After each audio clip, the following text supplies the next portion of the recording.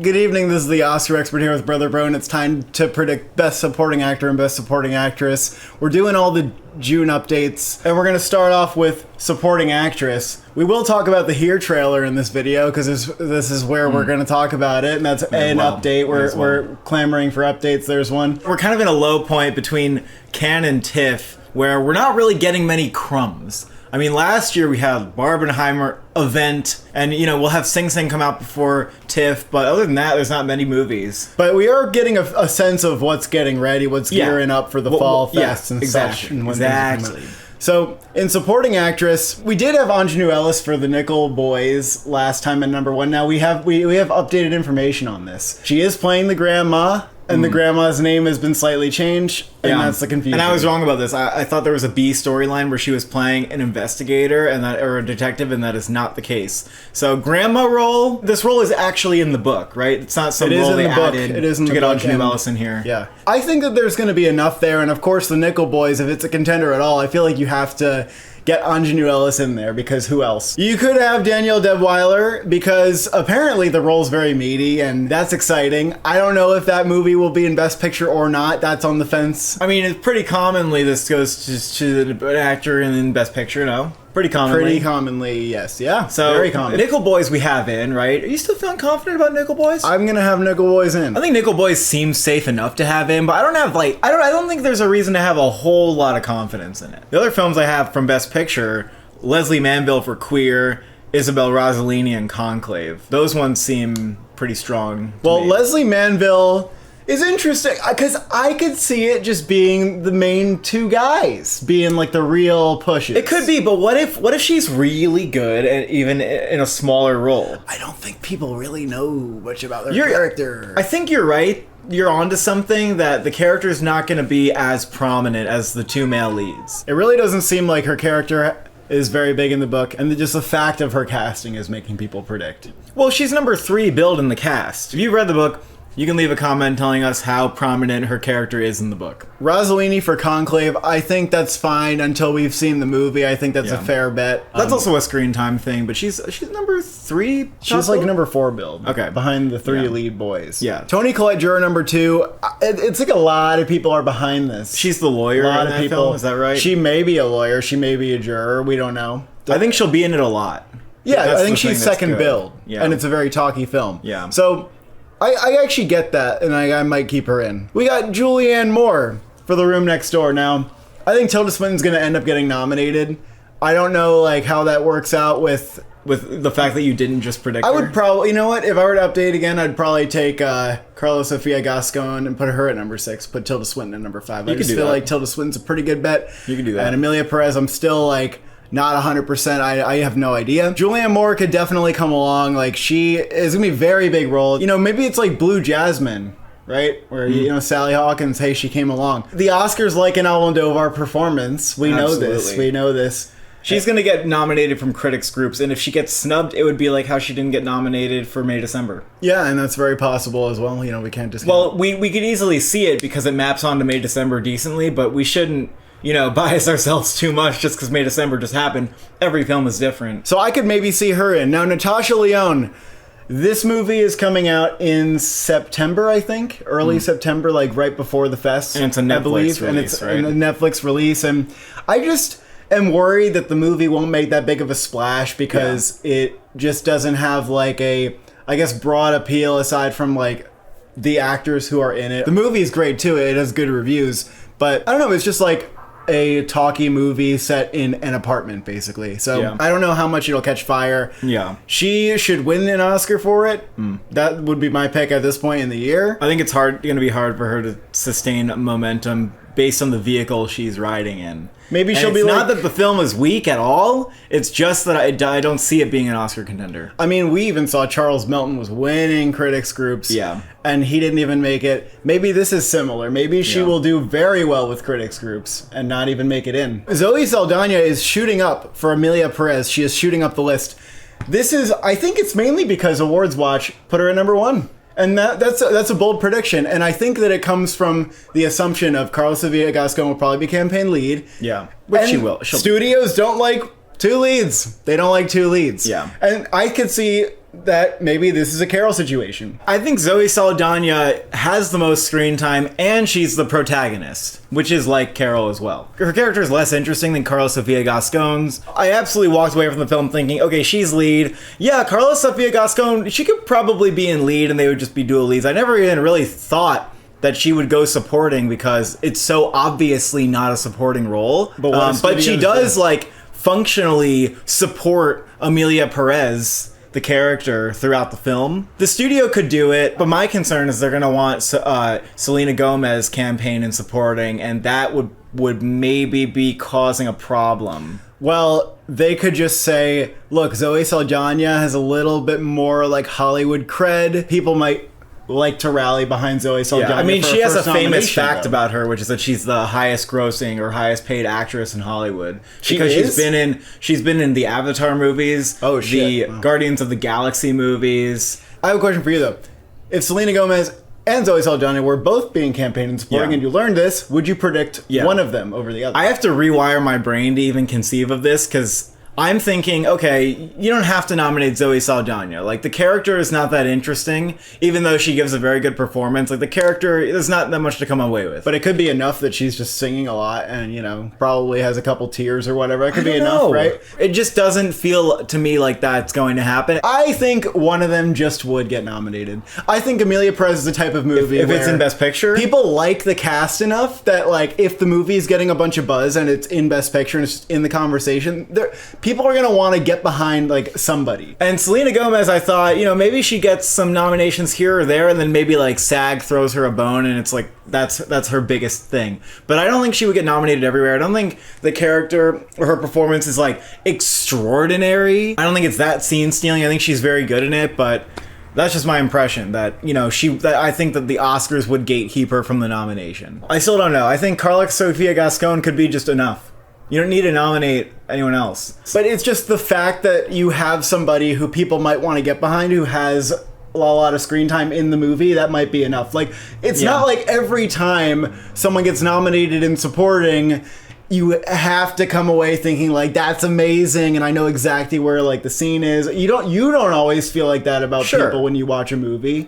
I don't know if you felt like that about Jodie Foster in Nyad. I don't know if you felt like that about Emily Blunt in Oppenheimer. Like, you don't have to feel that way. Sometimes things just happen because it's the right time and the right movie. I guess I am open to it. And if one of them got nominated at the Oscars, I think it would be Zoe Saldana. Even America Ferrera for Barbie was like, I didn't think that would happen when I saw the movie, but the movie was a good enough vehicle for it to happen, and people liked her. This is just different where I'm trying to think of the last time the lead was campaigning and supporting in this category.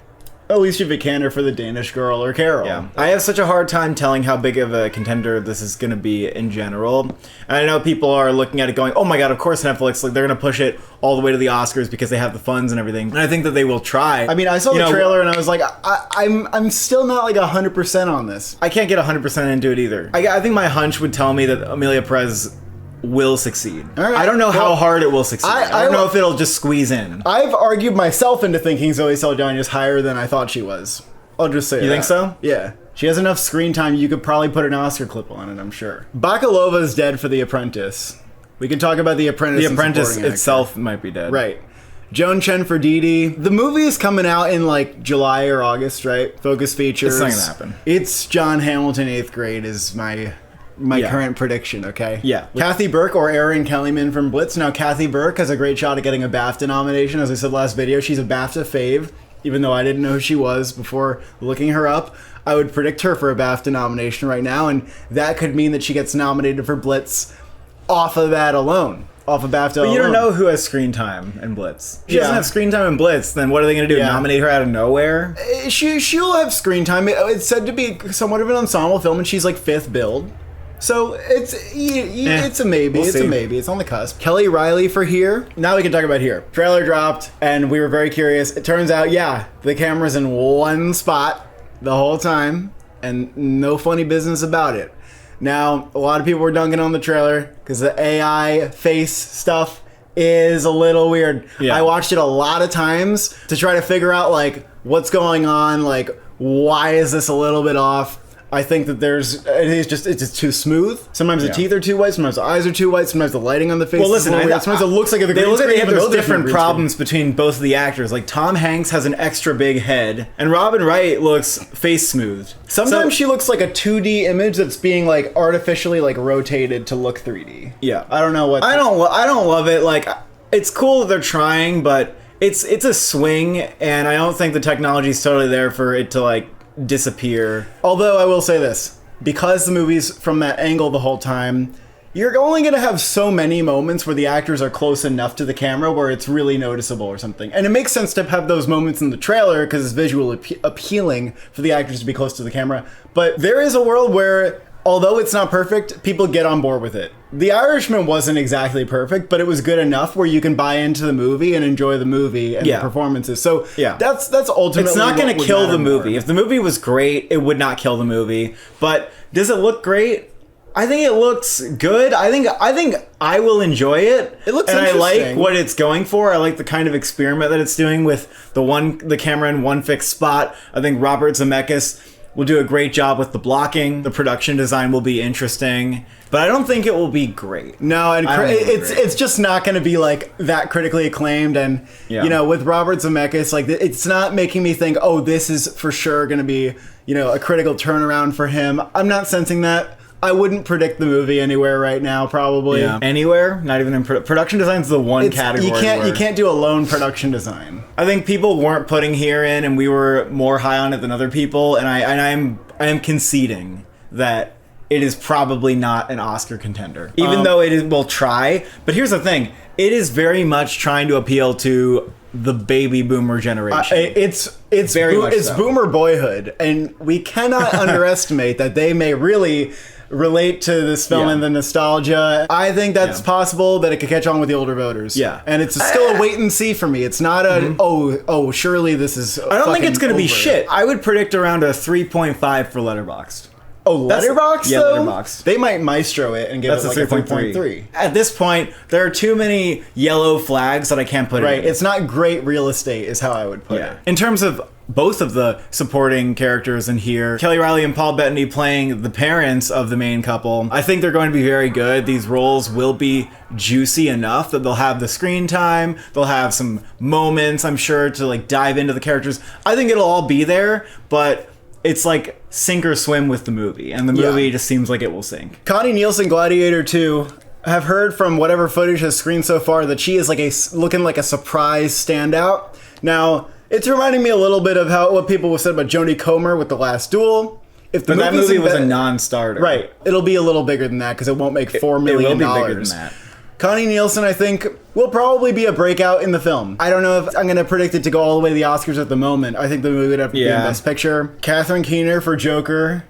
This is a mystery role, which means she might be playing a specific comic book person that people know. Right. So I think that's kind of weird. Yeah, I have a hard time seeing Joker getting a supporting nomination. Yeah, but she's on the radar. She's on the radar. I'm not really taking the end very seriously anymore, so Moses Ingram's pretty low for me. Michelle Austin, Hard Truths. You know, we never know what's going to happen with that. Yeah, based on our arguments and our forecasts about screen time, where I'm a little concerned that we don't know enough about Leslie Manville, a little concerned we don't know enough about Rossellini's character in Conclave. I think we should put Julianne Moore in. I think Toni Collette can stay. And if you want to do Rossellini or Zoe Saldana, that's your call. Oh, I'm doing Rossellini. You okay with that? I'm doing Rossellini, my friend. So supporting actor, we still have Samuel L. Jackson for the piano lesson. It still feels like his time. I don't think the movie even needs to happen because I think people could just be like, oh my God, giving Samuel L. Jackson an Oscar. Oh my God. And of course, the movie, I think, will deliver that type of role for him. Absolutely. I think it absolutely will. You got Clarence Macklin for Sing Sing. There's a little featurette that just came out. Really? They're highlighting him. In the trailer, they highlighted him. They did highlight him in the gearing trailer, up. They're making this happen. They know exactly what's going on. Yep. And they're reading the room correctly. He's getting nominated. Yep. Some people are predicting him to win, actually. I wouldn't saying really that do he's, you know, part of this underdog movie. People could just get behind that performance and the story behind the actor. I get it, but I just still think I can't put him over Samuel L. Jackson for the piano lesson. I thought that performance needed like maybe one more scene. You know, I thought he was very good in it, but it didn't feel like an Oscar-winning role to me. I don't think it's going to win the Oscar. Yeah. Now, I will propose this. if for some reason Samuel L. Jackson doesn't happen and A Real Pain's in Best Picture, I would not say Kieran Culkin couldn't win. Yeah, I think maybe. he is that much of just the movie is his. Speaking of category fraud, sort of with him, I've come to accept that like it makes enough sense that it's whatever. do you think maybe that we could go through the season and he ends up without a nomination for A Real Pain? Yeah, if A Real Pain really flops, but I still think that, I mean, maybe people are becoming confident about Night Bitch for Searchlight because Amy Adams seems like, after winning that TIFF award, that she's going to get nominated, and so there's that. But I don't know, I think A Real Pain, with Searchlight behind it and coming out in October, it's in a good place to be buzzed about and have people talking about it. Yeah, So, I mean, he's definitely one of the most memorable and best performances of the year. The character is fascinating, very multifaceted. and he's at the right point in his career where people Yeah. want to do it. It's not like a Charles Melton. A lot of times when you look at people's first nominations, you want them to have some work behind them. Brian Tyree Henry and Paul Mescal, for example, their first nominations, like they had some work that was taken very seriously and that people really liked before. You think Kieran Culkin's Searchlight in that position too. might make the calculation that he's lead? The Apprentice got fucking smashed again over the head, and it seems like it's getting fucked by the producer, who is a Trump supporter who has veto power over the sale of the movie in the U.S. So Sebastian Stan's like probably not going to contend in Best Actor this year. The Best Actor field is wide open for him. It would make a ton of sense. He could get into that category easily. I wonder if they'll just look at who's contending an actor and say, yeah, it's pretty dry. We can get him a nomination there. I don't know how much they think about that, or if they just think, oh, supporting's easier than lead. I don't know if they really I think they really year. analyze it. I have think no idea. that if it's your job to campaign, I think they absolutely do this kind of analysis. Maybe. Yeah, I guess so. I mean, a lot of times it's up to the actor, too. Stanley Tucci for Conclave. I think one of the Conclave boys will be nominated. I guess there's a path for both. I mean, Lithgow also is. That seems very likely to be, that there's a supporting nomination for Conclave. Yeah. I think that Jeremy Strong, given what we've said about The Apprentice, I agree that it's not as likely to come out this year. Yeah. If somebody on the team has veto power and they want to stop it from coming out before the election, and possibly just this year at all, then they're going to do that. So I might have Jeremy Strong out, and I might look at, other Jeremys perhaps. Jeremy Pope for the little collaboration. The collaboration could be mid. It could be mid. Yeah, I agree. It would have to be very good, but I think it'll be good. I think it'll get solid reviews. I mean, how good was Causeway? It was good. Causeway was good. Didn't even get like great reviews. Didn't get like rave reviews. That's true. And Brian Tyree Henry still got nominated. Okay, for that. yeah. I consider this. I take it seriously, especially because we have Paul Bettany at 5 if we don't want Sebastian Stan. In lead? In lead. Well, or 6. I guess he's like 5 or 6. I mean, so we're already looking at lead and going, okay, he can get in there, but there's a co-star whose category is supposed to be easier to get in. Well, I don't really and care. They're kind of co-leads. I don't really care about like looking at other categories. I'm just looking at this alone. No, I know, right? but seeing that his co-star is going to contend like that. I mean, it raises all ships. Two Popes again. Harris Dickinson for Blitz. I really would like you to take this seriously for a moment. Oh wow! Because it has been announced that he's going to be supporting and that Saoirse Ronan's going to be campaign lead. But I think that the fact that like the rumor got out about him is like, oh, he's one of the major roles in the movie, and I think that he is higher billed on TMDb than Stephen Graham. Harris Dickinson. Right. I mean, he was in Triangle of Sadness. That was the Best Picture nominee. He's having a really good career, and he could get a first nomination. But all do you he really needs is see? the I material. still see him being perceived as young, and I hate to say it. Oh, he's old enough. He's done enough. I think if he had the right material, it would happen for Blitz, probably. Well, maybe. I mean, it could be him, could be Stephen Graham. Like, we'll have to see. I mean, there's no way to tell for sure at this point. Yeah. We have Denzel Washington for Gladiator 2. Now, Denzel Washington... That's always compelling. He gets nominated without his movies coming along. It's going to be a fun role. It happens a lot. He does. That's hard to say, no, you're staying where you are. Like, Gladiator, I'm already scared that it's going to be bigger than Napoleon, break out into all the tax. Like, I accept that. And, from there, Angela Bassett got nominated for Black Panther 2. Without that, Black Panther 2. She didn't even have that much screen time in Black Panther. Like, my goodness. And Denzel Washington for sure is going to be the standout of the cast here. And I think he will have more screen time. I think his role is more baity. So if they want to campaign him, the Academy loves Denzel Washington. Everyone loves Denzel Washington. They do love Denzel Washington. Now, Drew Starkey for Queer. You want to talk about this as well. I think you're thinking about this could happen. So, listen, we gotta start thinking about this as like a year best performance. The fact that, if Queer is great, it's because the two leads were great. It's because Daniel Craig and Drew Starkey had immaculate chemistry, and they're interesting going to. relationship. They're going to have a... We know Luca. We know what he does. I think it will be a breakout role for him. What if he's Dominic Sessa? Right. So the thing is, being a younger performer, being unknown mostly, is that enough? It might not be enough. It might just be that Daniel Craig goes along and he doesn't. I mean, he's not that young. But he's going to have a lot of screen time. I think more important, people just want to see previous work, and he's probably a little new. J.K. Simmons for Juror 2, he belongs in that type of movie. Yeah. I don't care who he's playing, like, that makes sense. That could be good. Hamish Linklater for the Nickel Boys I'm just throwing him in there. I am not putting on Barry Keoghan for Bird. People keep going, well, what about Bird? What about Barry Keoghan for Bird? This is not happening, folks. Bird is like movie, and he's not getting like a lone nomination for a movie film that's just not contending for Best Picture. It's not going to happen. No. And most people are going to think Bird's kind of weird. Like, I know some people are like, oh, I loved it! But most people are going to think it's a little weird. Brian Tyree Henry for The Fire Inside. We'll see what happens. He's playing a coach. It'd have to be a lot. It's going for like a Christmas release, and it may do so without festivals. Is how it's looking right now. Now, how about Mark Edelstein for Anora? Because you said I would love to see Anora, it. It's full of good performances. What if we want to go a little further than Mikey Madison? And I think he will be campaign supporting because he's new. I think he will be campaign supporting as well. He's not the lead, and he will be campaign supporting. It's simply too difficult to get him a lead nomination. Even though I think he could go there, like I'll probably put him in like my favorite lead performance list. I think I might even enjoy him the most. Like he might be my favorite performance in that movie, even over Mikey Madison. Wow! Because he was just so surprising. Like it just a performance I didn't expect, and it was just so brilliantly organic and hilarious. And you think that there's a chance critics groups won't forget? No, critics groups won't. I think critics groups will do justice to him. Probably not as much as you want, though. I wouldn't. Why? Probably. I don't know. It just feels maybe like not. Maybe not. It feels like some will remember, and then others will just kind of have. But Anora is going to be a big film with critics. He really has the audience rolling with laughter. So maybe I don't think he's going to get an Oscar nomination. I would love to see it. And I think they should go hard on the campaign and see what happens, because it's in Best Picture. He's such a newcomer, though. It would really be something. And people do have to go a little bit, like, they do have to take the extra step to appreciate, like, the craft of that performance, because you could easily take it for granted as being funny.